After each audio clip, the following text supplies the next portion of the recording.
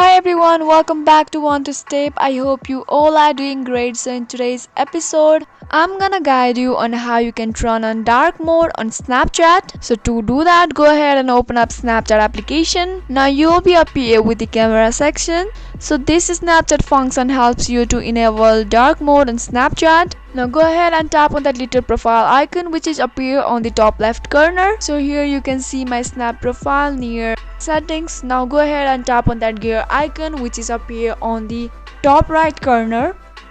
Now once you tap on it, you'll be brought up with the settings of Snapchat.